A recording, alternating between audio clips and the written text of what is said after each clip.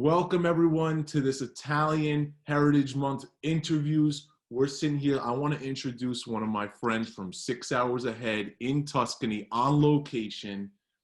We got the man of the owner-operator's family business, Toscana Saporita Cooking School and Tourism Center. He's a private chef, unbelievable baker. I would say semi-professional, professional photographer. You got this budding like Italian amore relationship over there in Tuscany. Mr. Tuscany himself, Alessio da Prato, welcome. I appreciate you coming on today. Ciao, Lorenzo. Thank you for having me with you right now. So you look great. Oh, you so tell me what. I want that Italian tan all year long. That's why I got to live in Italy.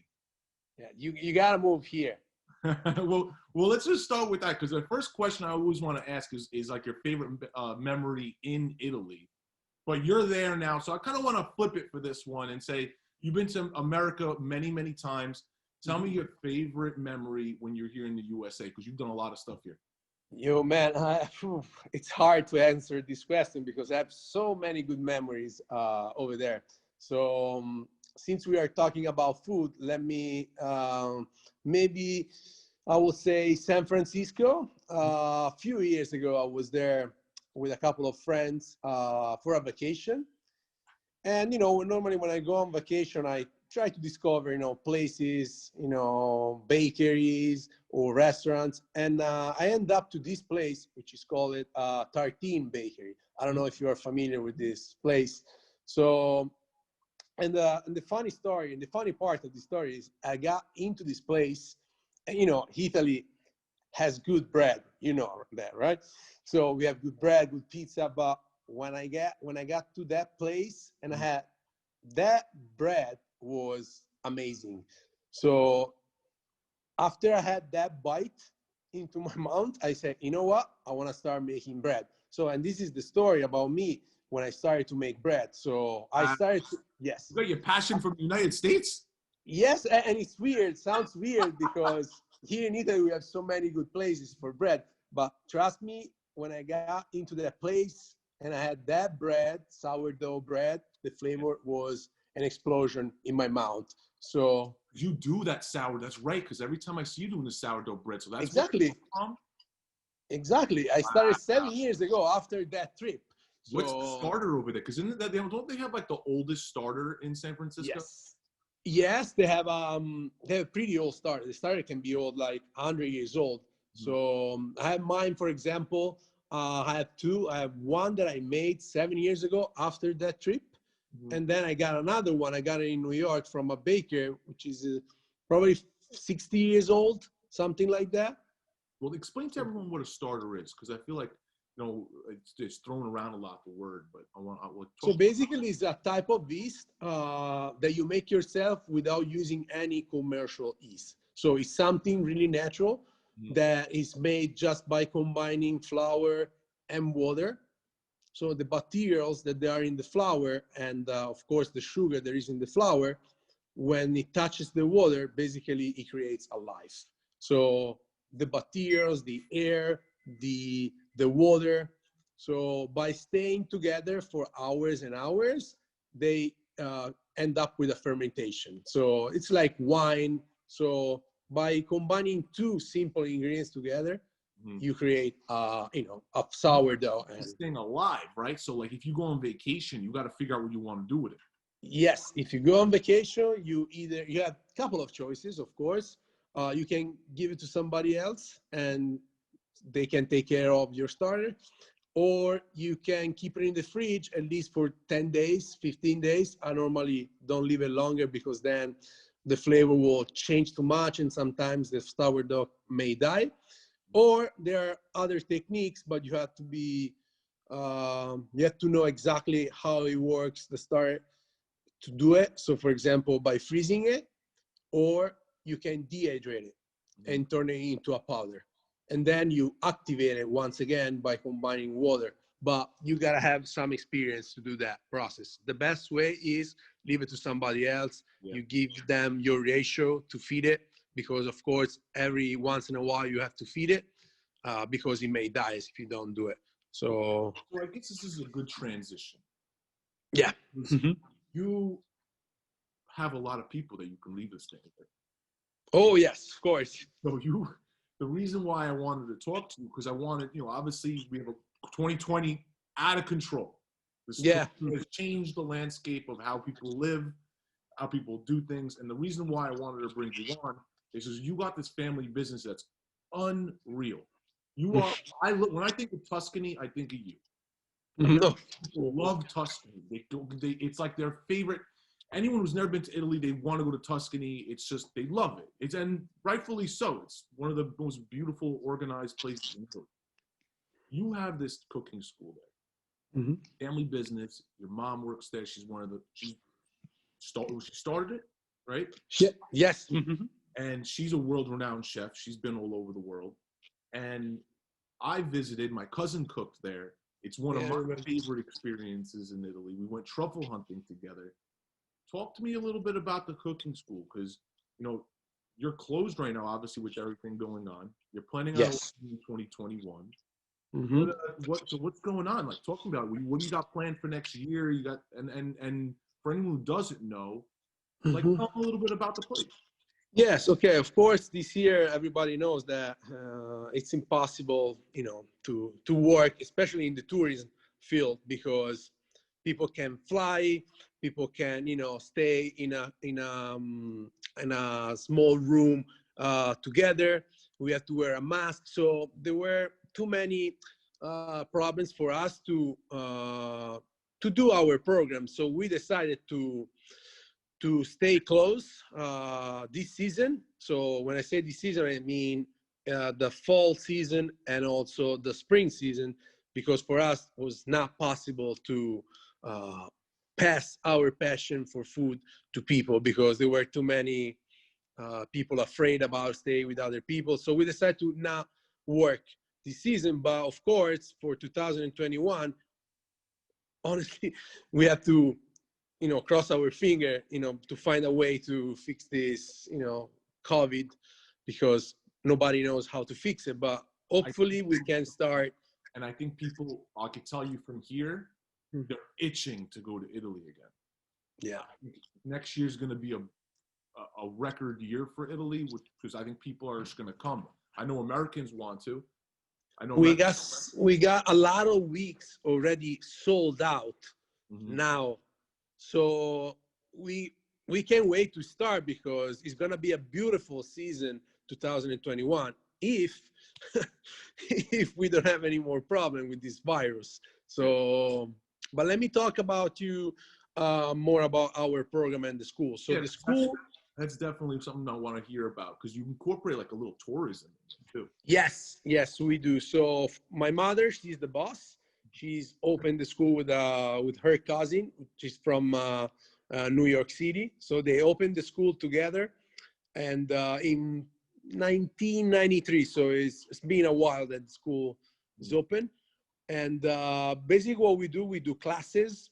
So we do cooking classes every day from Monday to Friday. Normally our clients get to the school on Sunday and they leave us on Saturday. So it's basically a week with us. When I say a week with us, I mean a week with all of us. So all together, 24 hours a day. You know that how we work.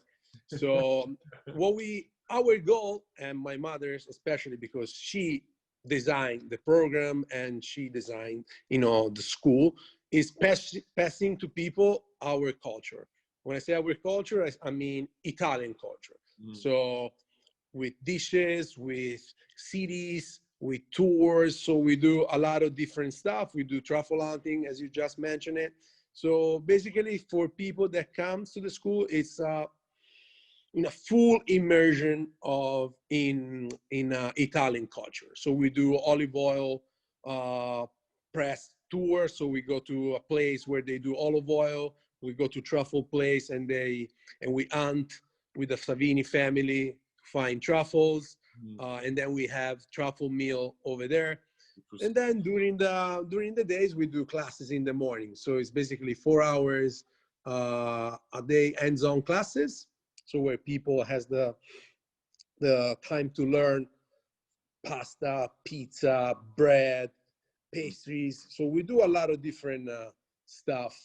Last year we launched our bread program. So we have a bread program too.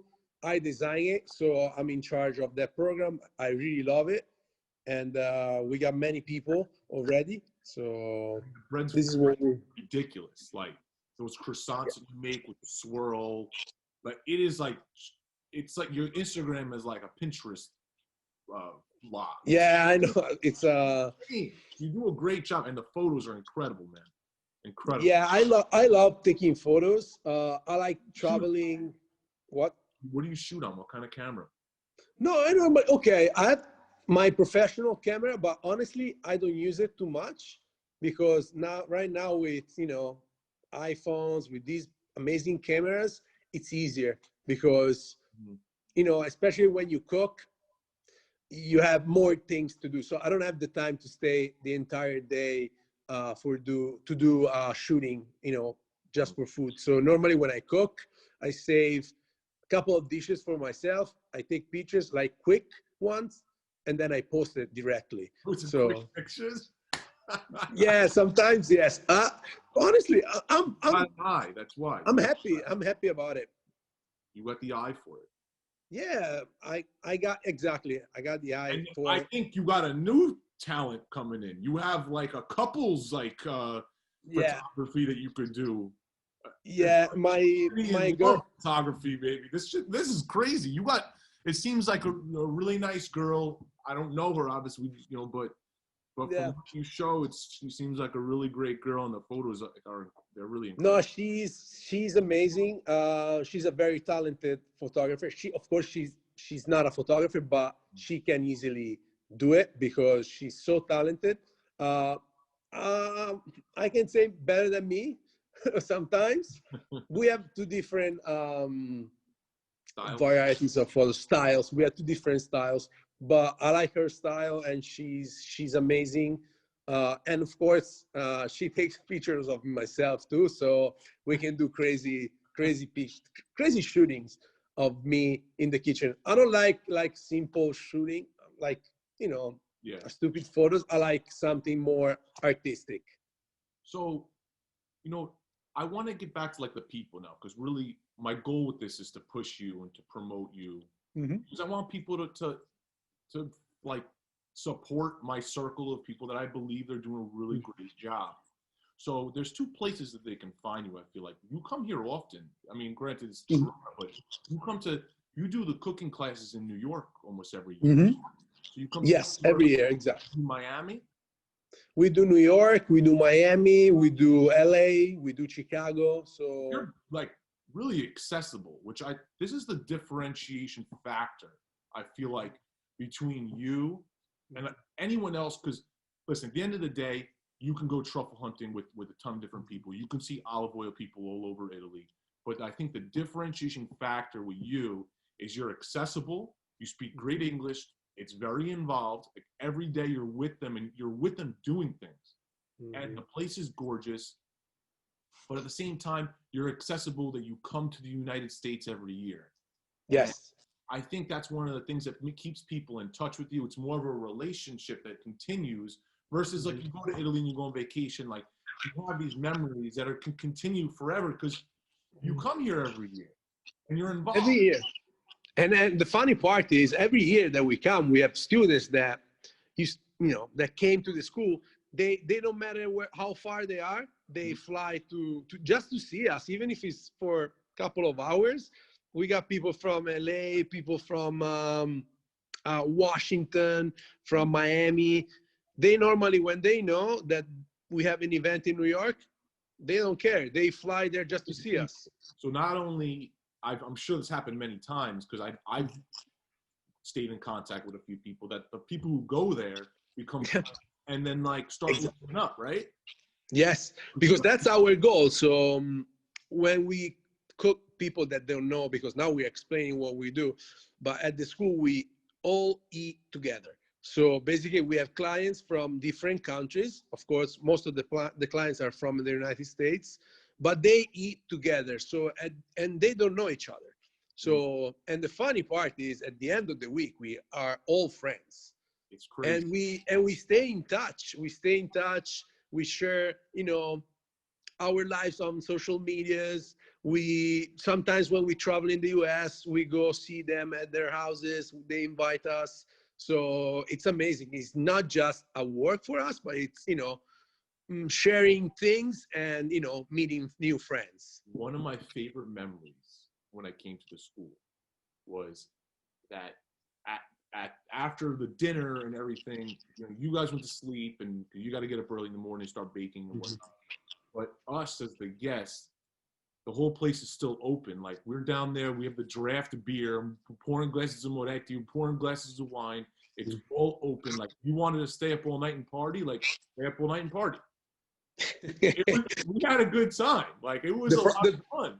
The problem is the next morning that we have classes early, so I don't suggest to party too much. Yeah, no, one night, 2 nights, but yeah, no, but it's funny, and we got lucky because we have a lot of sponsors that support the school, as Moretti, has Filippo Berio for oil, Muti for tomato. So we work with high quality ingredients. So that's, good for us because we can give to people high quality food. So without that support for us, it won't be that easy to, to serve this kind of food. But since we have all these sponsors, they help us a lot to, to keep the level of the school and the level of the food super high. So to close it out, I want just, where can people find you? What's your social media handle? Your websites to go to? I'm going to link them all again, but I want you to kind of just tell everyone. Okay, so you can follow me on Instagram. I use Instagram a lot, especially for my pictures. I like Instagram a lot. I have Facebook too, but Instagram for myself works better. I prefer it. And of course, the website, which is www. Toscanasaporita.com. So, and you can, I think if you write it, it's easier. And then I have my Instagram page, of course, which is Alessio JM. That's it, JM, Chef Alessio JM, and the Prato, of course. And you can follow me there. You can see what we do. I'm keep working on that page every single day. So if I go out for dinner, great job. So I suggest people places to go, especially in Italy. I was in Puglia like a week ago. I spent only one day because I had to go back to work. So I just decided to go to a quick trip.